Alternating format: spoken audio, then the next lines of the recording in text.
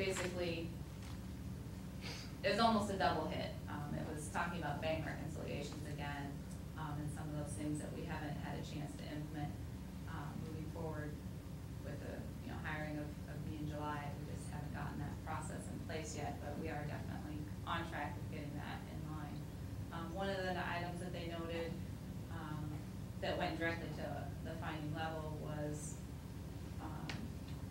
a simple practice that had never been brought up before, just secondary set of eyes going over a certain procedure. So they had 4 bullet points, I believe, and individually they're immaterial. Nothing was material to the financial statements, meaning financial statements were fairly presented. There's no issues with the dollar amounts. There's no money missing. We actually identified additional revenues during the audit process based on, we got this may be too low level, but we did find additional revenues based on 2 deposits from the treasurer. We had kept them as kind of a reconciling item on our bank reconciliation because we thought they were going to pull them back. We thought it was an error. We've been communicating with the county trying to get that reconciled, and it turned out to be truly our money. So that was great. So there's no money missing, nothing of that nature, very immaterial individually, but as a whole, the auditors felt that they were material enough to report as a finding. We tried arguing a bit with that because they truly weren't material in nature. There were no material errors, no material misstatements, but it's their opinion that in the aggregate they were a material item, and so they reported it that way. We have provided a copy of the response that we put together, and it will be part of the report package. But we've already got procedures in place to correct everything. So as of the end of this year, bank reconciliations will be up to date, and we don't anticipate any future issues in that area. The federal side was interesting. There had 2 exceptions with how we reported information. They questioned the indirect rate that Wallace Engineering was charging the city. They didn't question costs, which is great because we don't have to pay anything back, but what they were questioning was that we should have, they're saying that City of Washougal should not have dealt directly with the local WSDOT audit on getting that rate approved, but we should have asked WSDOT's Olympia Audit Division to audit that rate. Well, what the city did is we did our due diligence. We applied for the funds through the local office, which included a breakout of the indirect rate. WSDOT approved everything within that contract, and throughout the process of the project, we provided supplemental approvals, or obtained supplemental approvals of that indirect rate as it changed. Therefore, we thought we were good. The granting agency is giving us approval on these expenditures. It's all line itemed out the way the federal government wants it. However, the auditor's office disagreed and said that we should have gone to the Olympia office to get that audited. So we did respectfully. Even though nobody ever told us? Yeah, nobody ever told us about it. It was, the interesting part of it is that it's in WSDOT's compliance.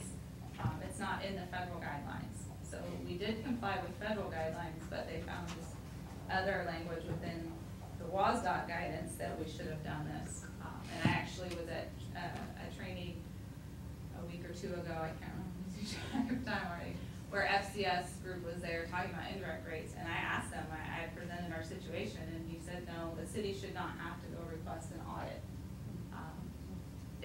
We provided the information, we had the information available, that's what the granting agency relies on, and we had all that information available.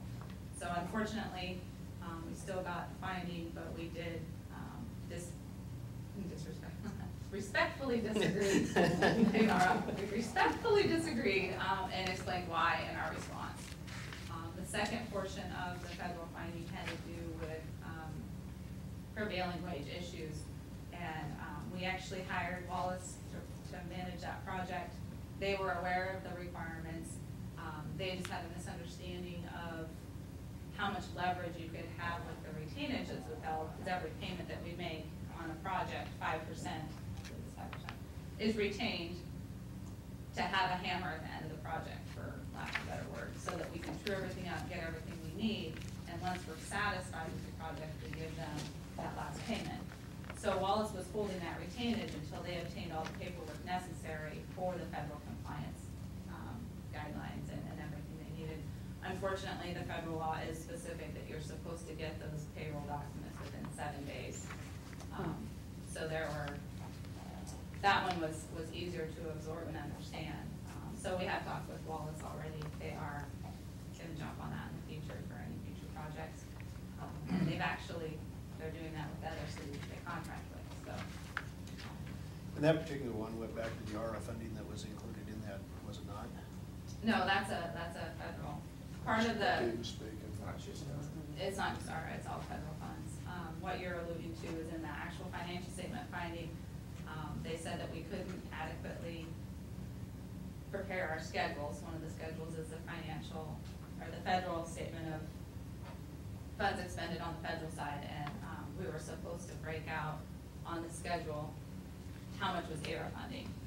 So it was solely a presentation. We had the total dollar amount right at 1 point whatever million, but we hadn't specifically identified the ARA funding. So that was one of the bullet points in the federal in the financial statement findings. So we will definitely make sure that our reports are in compliance with FAR's manual.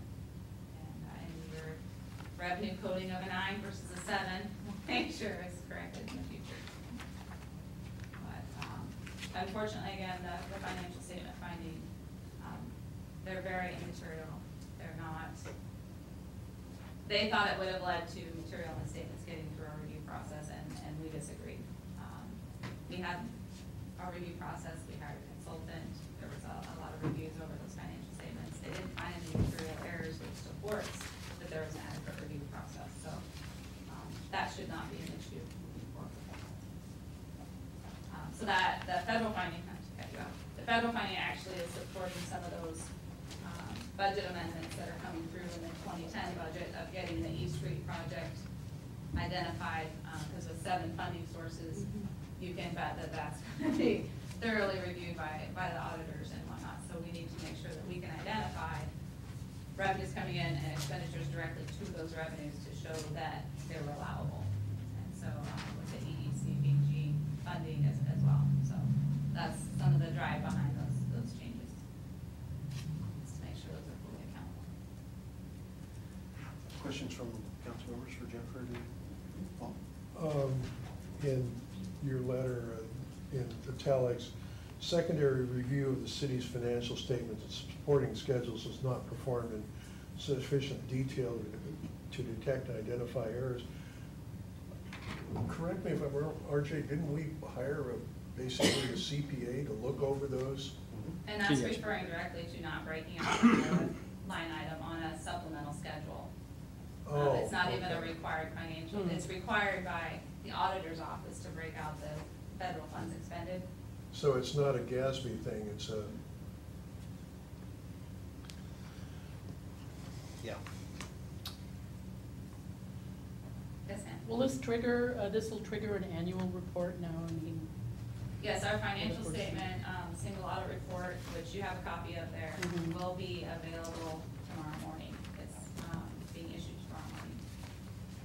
And do you have any idea what the cost of this audit, this particular audit was? Because we paid for that, right? Correct. Yeah. And every time we expend more than